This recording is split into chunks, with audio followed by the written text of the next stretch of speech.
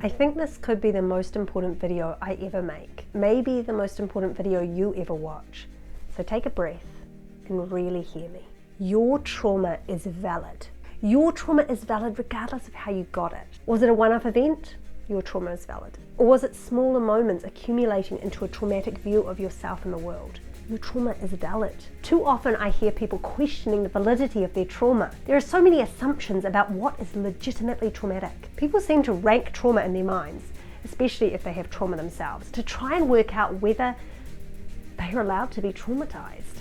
Some people automatically assume you're a war veteran if you have PTSD. Can communicate that is the only valid form of trauma. However, even to those soldiers, the challenge is that they have PTSD, but others they know who went through similar things may not. I think regardless of what your situation that caused your trauma, people can question its validity. We're going to just see Michael for a moment talking about diagnosing trauma and what goes into that.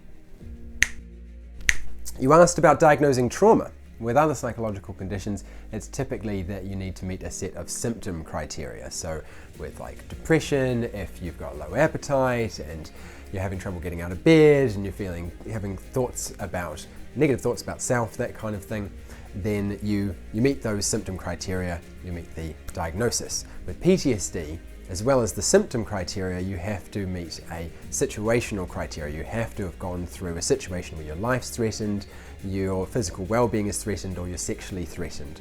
Or it's recently been added that you can have heard about this repeatedly or have witnessed someone else going through one of these. So if you have something happen to you that doesn't fit in one of those boxes, but you have all the symptoms of PTSD, you don't meet criteria for PTSD.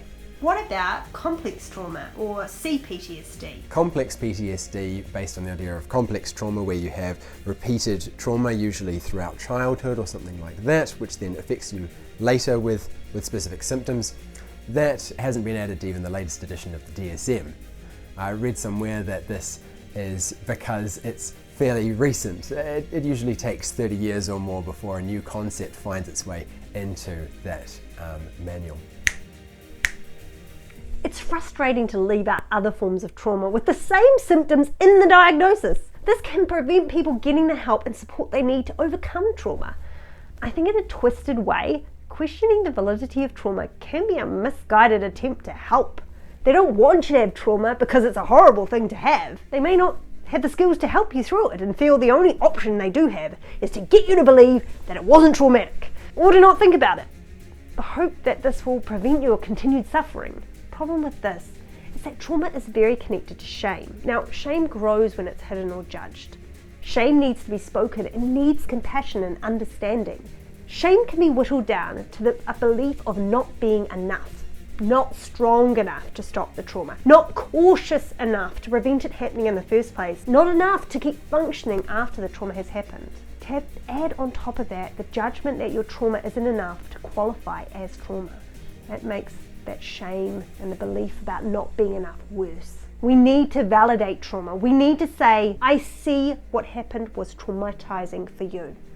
That is now affecting your life and that you need compassion and support to work through this. I've had a difficult relationship with trauma myself. I got diagnosed with PTSD last year after an event just after the birth of my first child. My PTSD came from people with good intentions trying to help me, trying to prevent harm from coming to me and my child, and in the process, traumatizing me.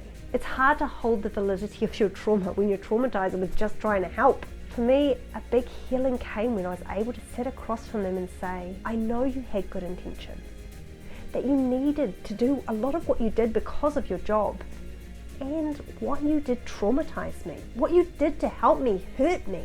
In a way, I was saying my trauma is valid even though you didn't intend to be traumatizing. I can understand your intentions. I can even accept my part in what happened. Even then, my trauma is still valid.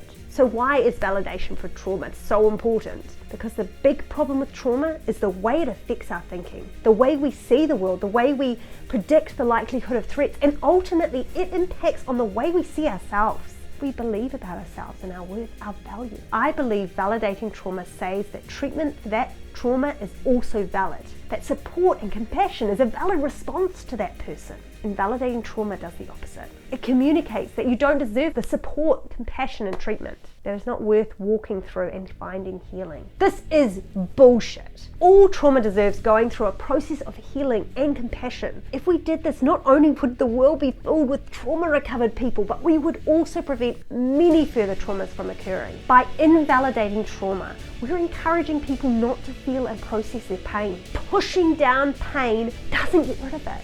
Instead, those people will either take that pain out on others or sadly on themselves. Brené Brown aptly said, "We are better at causing pain than feeling pain." We need to validate trauma, and by doing so, we will likely prevent further trauma being inflicted. So I want to say it again. Your trauma is valid. All trauma is valid. Your trauma is worthy of compassion and understanding. Your trauma is worthy of treatment and recovery. Don't let anyone tell you any different.